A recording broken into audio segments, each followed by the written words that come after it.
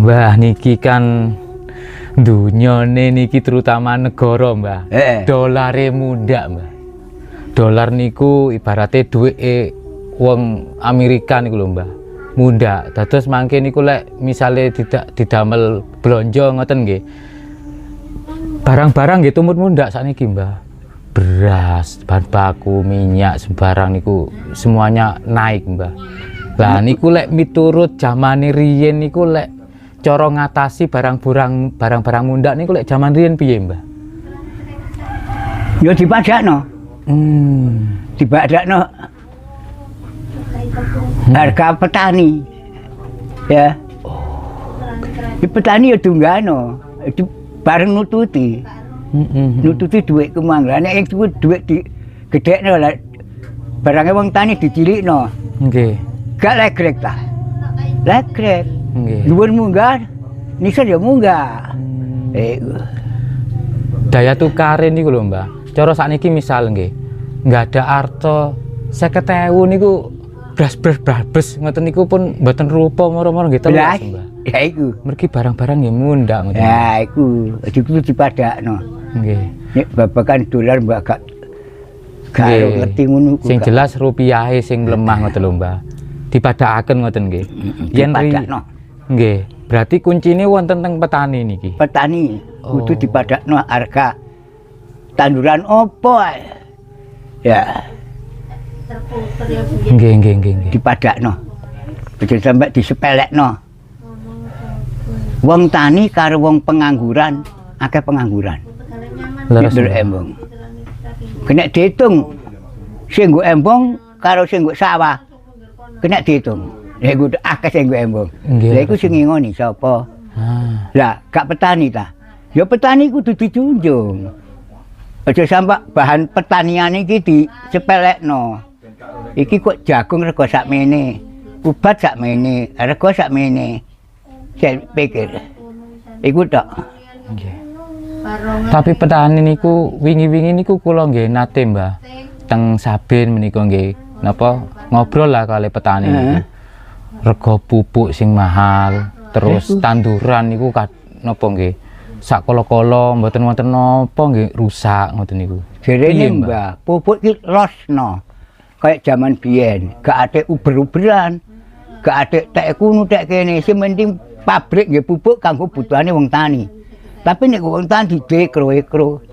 Lho iku urusane apa? Engko nek ana jagung gak dimes dilokno. Nggih. Gitu? Mereka gak nututi karo harga petani. Lek mang.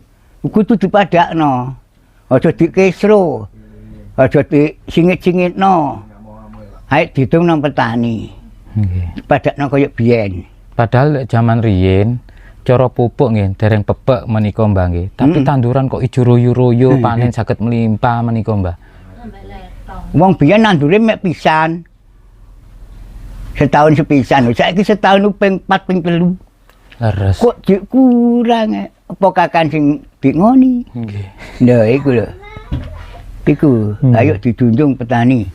Aja sampai gak ngaramut tanduran. Akeh tanduran sing gara-gara emes diobat abet iku akeh sing emes gak diblekno nang tanduran. Disingitno iku sing rusak. Wis ngalami ngono ku. Nggih. Contoh Mbah kudu ngemes wingi batal. Batale teko apa duwike mbang wis utul, mesih gak teko. Lha iku. Nggih. Gak kesro. Telat. Gak ngemes. Sedangkan tanahnya nggih lek dijaraken tambah mes piro mek 1 ton. Nah, gak teko, ya gak kemes. Padahal arta wonten niki. Wis digawa. Wis digawa. Berat. Ya juga bakul, tapi apa kok gak nang diteri. Ya. Ini kumarahi, Mbah nggih. Tapi Mbah gak nyebut wong di, sapa jenenge emo. Nggih. Wis babah. Ikhlas. Disauri tak pek gak disauri gak arep-arep tambange isra lakune Mbah. Nggih, leres. Iku tok. Mbah, jaman riyen niku kula nate enget ngoten nggih. Yen mantun panen niki tangki sing panen pantun nggih. Niku biasane nggih diteri, Mbah. Tangki-tangki niku duka nggih sak kilo kali kilo ngoten diteri, Mbah. Disedekahi. Sakniki mboten, Mbah. Ya iku dituntun teko tatanane Jawa cek balik. Iso ngekeki wong-wong. Cara jaman saiki jere sedekah ta. Nggih. Tapi nek Jawa ni wong biyen ku dono wewe nang tangga teparo. Iku dono wewe. Nggih. Ya. Terus nek kei pangan wong aja sing gak enak dikekno wong iku gak ira, kudu sing enak, paling gak mbadok sing duwe. Iku ta. Iku lakune Tiang Jawi. ilmu sing bener iku. Bener. Dados wong tiang riyen niku anu Mbah nggih, napa luman-luman menika? Ya iya, tidak mangan bareng-bareng. Iku. Nggih. Tur duwe ritual ngapik tanduran. Wong biyen emoh ninggalno tuture wong sing dhisik-dhisik. Nampek ya digekno bubur abang. Ya toh, bubur menir, arang-arang kambang. Apa jenenge arang-arang kambang? Bubur sungsum, gabah digoreng, metu brondonge. Lah iku jenenge bubur sungsum. Ku nek gak digekno sing nampek yo lara kabeh. Lara kabeh temen. Dadi kudu digewekno. Masih tandur yo digekno. Gakno panggang ayam, cok bakal nduk pojokan. Meruwi sapa? Meruwi dulure dhewe iku. Wong tuwek-tuwek. Anjing surupe wong sing mati ku nduk kono iku manggone. Ya. Nek wis 3 tahun anjing surupe menungsa iku petal. Nek wis 1000 dina. Dik kowe mulya. Aku tak budal sak paran-paran melok angin. Gitu. Sing mulih ku sukma, sing budal nyawa. Ya, manggone kongkon cucuk kayu aking. Kayu aking ku sing tuwek danyang. Danyangi desa. Lah manggone wong tuwek sing mulih ku ya nggo sawah. Ya, ya nggo omah kene iki, omah iki jenenge Ora-ora Maksar. Dadi anjing surupe sukma iku balik ngengon anak putu, balik ngengon keduweane. Mulane wong rebutan warisan iku dadine sing biyen gak trima dirusui gak iso bener iku lho. Nggih. Ana wong rebutan warisan dono gak iso. Nggih. Ya gak Uripe mboten gak cukup umur ya. Nggih, leres. Ya iku. Iki niku wau mboten trima. Ya. Lah ujute sing cuwek manjing iku nek nggo sawah jenenge nini dengen kaki dengen. Nek nggo pawon nini tawa kaki tawa. Nek nggo pinggire omah nini lemper kaki lemper ya. Nini kesot kaki kesot iku lusuk maneh wong biyen wangun nduk kene iki. Ya. Jaman biyen iki lanang mbek wedok nggathukno iku sing nyekseni oyot godhong kayu watu. Donya saisine ku nyekseni yo kewan yo uwit ku nyekseni dhewe syahadat iku mang. Cara Jawane wong Islam syahadat. Nyekseni niku wau. Seksi cara biyen nyekseni oyot godhong kayu watu. Donya saisine. Kabeh trik akal-akalan niku. Gak perlu disebut, cek dirasakno dhewe jaman wis maju. Nggih, leres.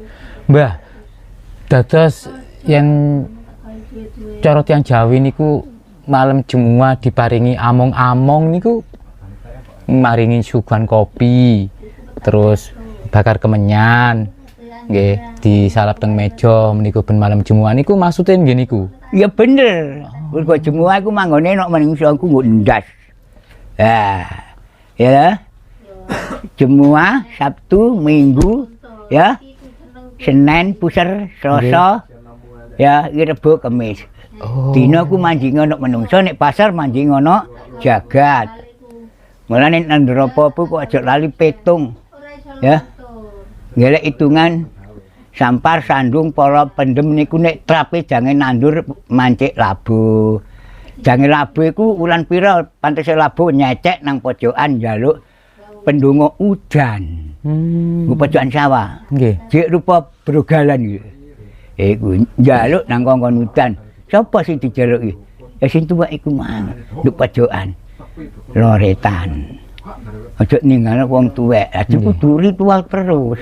Gak oleh ngelokno ngene-ngene gak oleh. Lah contoh Jaman riyen mboten wonten obat sing rena-rena ngoten Mbah nggih. Ya enggak. Tapi tikus nggih mboten wonten kados sampai ngerusak tanduran. Sakniki kok sampean rungokno sak donya. Ya toh? Mulane Majapahit ana candi tikus ku ana gawene.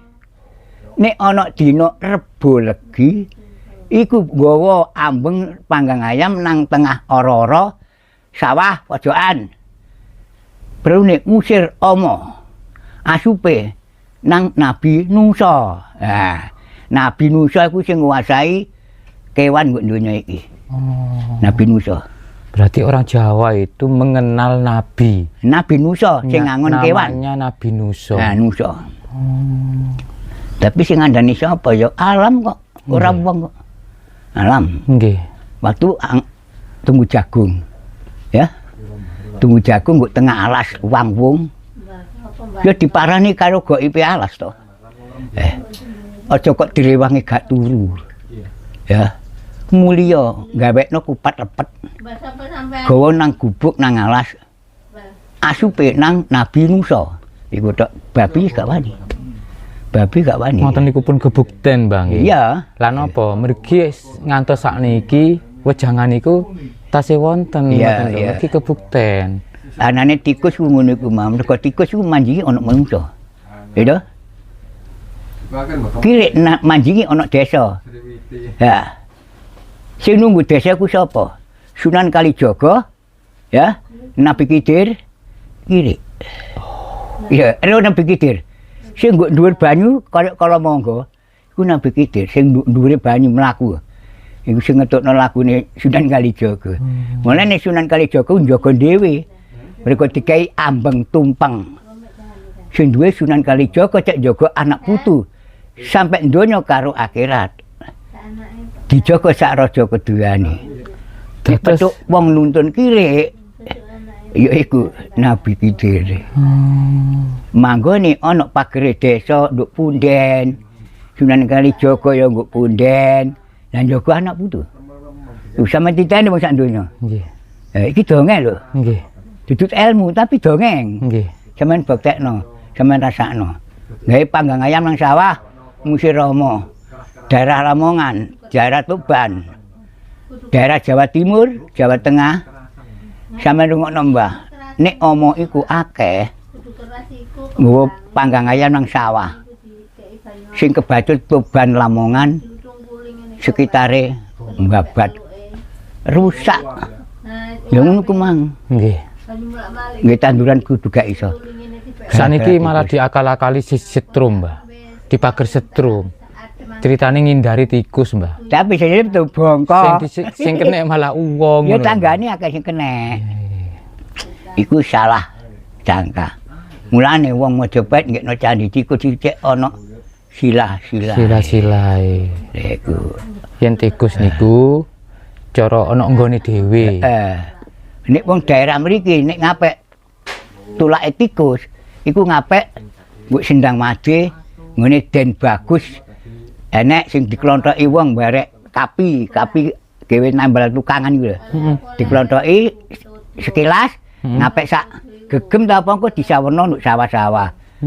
Njaluk lumut iku mang teko sendang made ngene manodi. Iku kabeh dikai panggonan tapi mbunggone. Gak ada nang candi tikus. Yen cara di nalar ngoten kados mboten masuk akal, Mbak. Iya. Tapi kok kebukten. Nek biyen ana uni-unen. Nek bolongane candi tikus nek adep ngulon. Sing diserang ya jagat kulon. Nek lebunge tan sing dijagat, sing diserang ya jagat etan.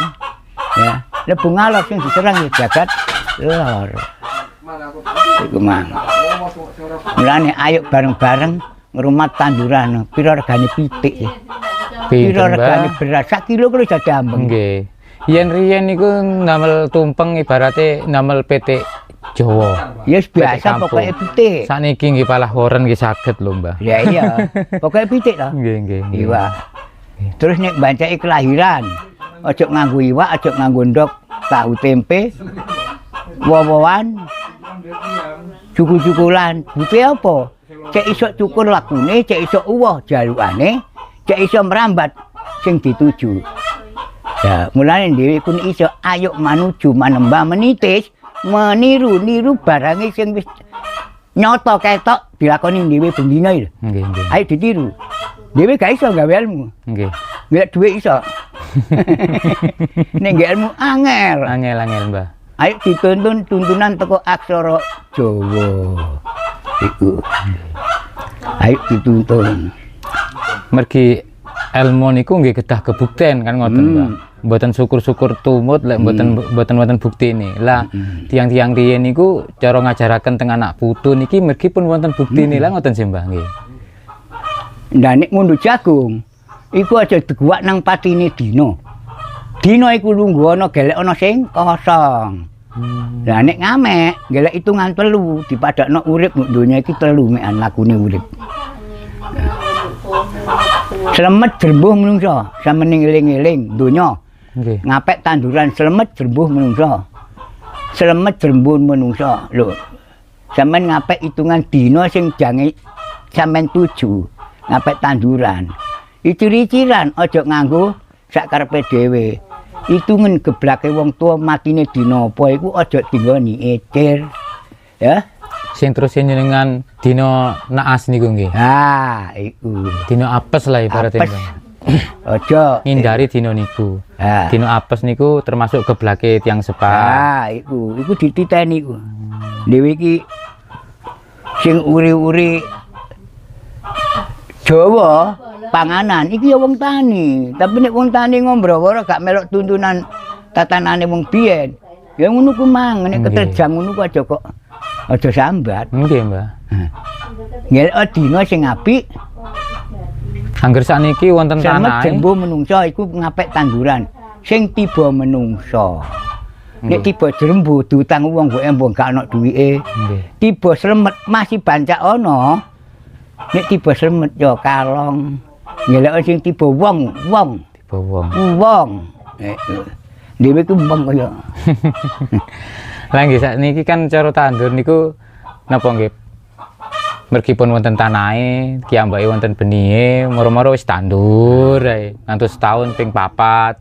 Tapi hasilnya sami kali niku wau. Padahal tiang siyen niku namung setahun ping pisan mawon. Tapi hasilnya kan melimpah, Mbah. Saged nyukupi ngoten lho. Sakniki kok palih merusut. Padahal wis canggih. Monggo. Rayu. Monggo penarak. Minum kopi dulu nggih. Rokok, ngopi, tapi stasi seger mawon. Aja dume rokok. Rokok ki arah. Takok gak duwe arah takok. Oh, nggih. Nah, iku. Kadang kan biasa lek tanglet teng dalan, Mas rokan sik, sin Ya, tanglet, iya. Mas. Ah, nggih. Nggih. Iki sing gawe arah. Di sini geni. Kanggo nyembung watang putunge karepe wong sing kurang jangkep. Iki swarga donya ya rokok iki. Cepet-cepet balik nang baku. Napa niku maksudnya? Maksudipun Ya napa? ayo balik nang ngene mbahku maneh. Golek tatanan Jawa maneh. Golek itu enggak gapuk ratune Brungki. Gapuk Iki. ratune Brungki. Maksudnya gapuk ratune Brungki niku piye, Mbah?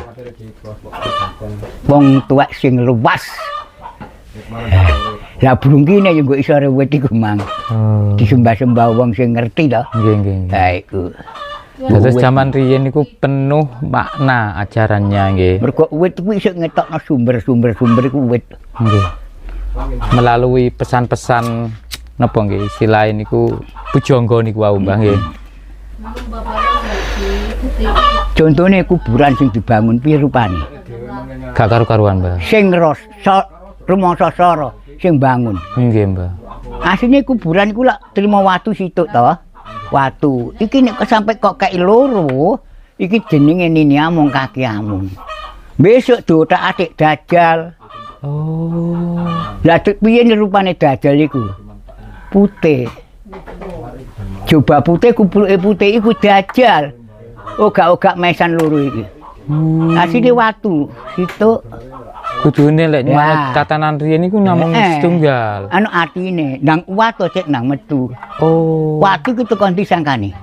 Teko gunung. Gunung, leres Mbah. Lah, Leres Mbah. ya watu kuwi duwe anak krikil iki mah. Nggih.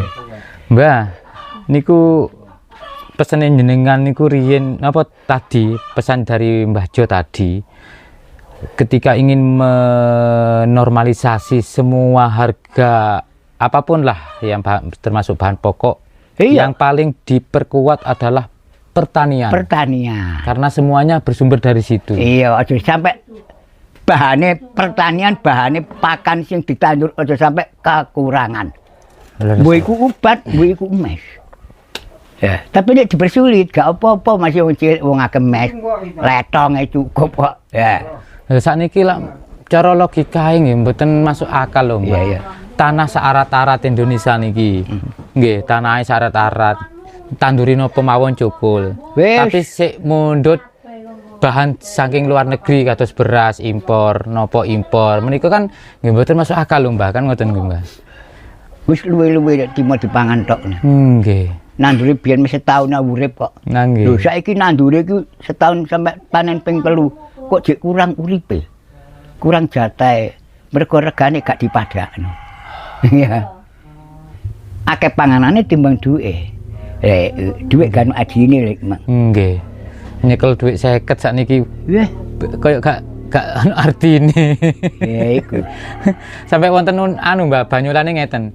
Di daerahmu pegang uang 50.000 dapat apa? Sampai ngoten Mbak sakniki Mbak. Tapi mbalak wis tau ngoceh. Menungso ndiye gak melok tatanan dadu. Bakale kolat karet Gunung Jogruk segara jebol. Pernah? Nate, Lah pun iya. sering jenengan. Tapi lah jebol kabeh ta. Iya Mbak. Ya, wis nglundung kabeh jagate. Mergo ya muga-muga nang balik Jawa. Nggih. Balik biyen ngulon ae gembrutuk saiki nang balik ngetan. Ono gendeng-gendeng ngetan balik ngulon kuwi. Nek nggo kula nang balik ngetan. Golek jenenge kok jenenge dhewe teko omahe mbokne. Jaluk jenenge teko luar. Nggih. Dadi kaji wahyu. Mereka sawahe payu. Tapi memang kenyataannya begitu. Realitanya saat ini sudah seperti itu ya. Ke apa ya istilahnya ke luar-luar negerian gitu. Wis kaya Ya muga-muga arek YouTuber iki nemu hasil iso mbalekno tatanan zaman purba. Iku Nggih. zaman pertama. Jadi yang saya petik dari wejangane Mbah Jo dari tadi, maksudnya itu ketika kita kembali kepada jati diri kita, Iya. nanti mental kita lebih Nah. kuat. Semua apapun dari cara-cara terdahulu itu kalau dipertahankan tidak seperti ini Mbah nggih. Ngoten lho. Mulakno. Bukti ini zaman riyen makmur. Menika lho kan ngoten. Dijenengno pondok Tretek Becel cek paham wong-wong. Serba melangkah segala apa ngliwati Tretek. Lah iku. Nang gelek ana jati dirimu. Iku tok. Leres. Balik asal usul. Kayak zaman biyen enak. Aja kok ilmu ke bisnis. Sing gak bener dolah, sing gak bener dolah. Tapi nek wong Jawa iki gak kena dolah. Iki KTP iki akeh KTP ritual iku tok. Tapi nek ritual iki gak kena di sepele. Gak lahir batin rasakno dhewe. Kudu ritual ngobong dupa menyan. Ritual. Lahir batin. Ngobong dupa. Mboten didamel guyonan ibaratnya. Lah. Nggih. Tuntunan ngobong dupa ku. Sing nggo jagat kidul, jagat kulon, jagat lor. Jagat tetan iku sapa? Iku sing ngangon dhewe nungguki dhewe.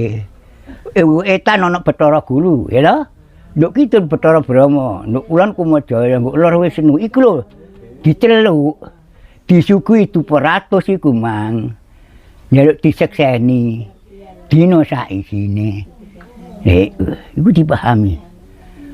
Iku nek kurang jelas, njaluk ulang babakan ngobong dupa mubeng. Nggih. Gurung ana iku wong nyeluk Nggih. jagat dikelompokno nggo tengah. Nah, titik ana dulunge durung 4 5 pancer. Iku mang. Durung 4 5 pancer. Umume mek ngono tok. Tapi lek nggone Mbah 6 raga, 6 raga 7 sukma 8 arwama. Menungso gate arwama gak iso berangkat. Ya, iku tok. 8, iku tok. 8. Durung 4 5 pancer iku sing disebut tok mek dulur. Ragae gurung ana. Ya. Dadi sing manjing durung 4 ku sukma lek. Durung 4 5 pancer 6 raga 7 sukma 8 alwama. Mulane nomor 1 ku Adam. Nomor 6 iku dadine 7 jere wong-wong pekaiman ku 6. Nah nek wis jangkep 7, manjinge 7 ku nduk wong kene. Iku. Leres-leres Mbah. Ya. Nggih. Sing 5 nggo jagat, nek duwe akeh ya budal ora ana. Nang Surabaya, nang Jakarta. Nggih. Segara lor, segara kidul. Nggih. Tonton ae. Sapa sing bangun gak bener sekitare kuburane wong tuwek-tuwek dile. Ya, rasakno meneh. Kuburane wong tuwek iku gak kena dile. Ya. Kabeh kuburane wong pinter ku adep ngidul kabeh. Ya. Jagat iki sing gunung iki isine nggo buku ku mek 3. Ya. Daerah tengah iki Pendhita, Lor Wali, Kidul Ratu. Mulane sing dep iku Ratu Kidul kabeh sing adep ngetan muk Mbah Munang tok sing disembah sing ngene. Lah nek sembahyang adep ngetan mbek adep ngulon. Masih macul ya adep ngetan sing nduk etan nek ngulon ya adep ngulon. Aja sampe macul ayang-ayang ki rupane piye ra ireng to. Nggih. Aja sampe kepacul, bahaya nek kepacul.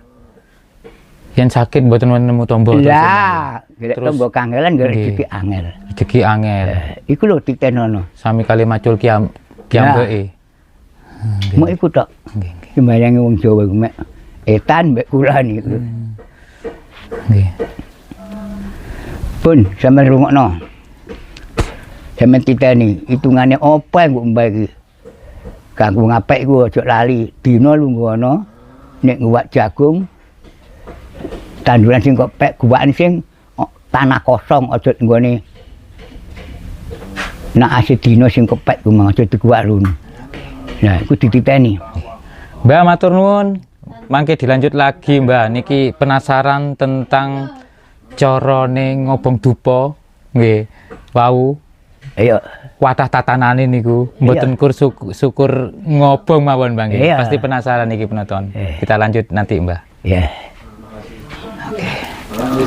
Si leret rokokan.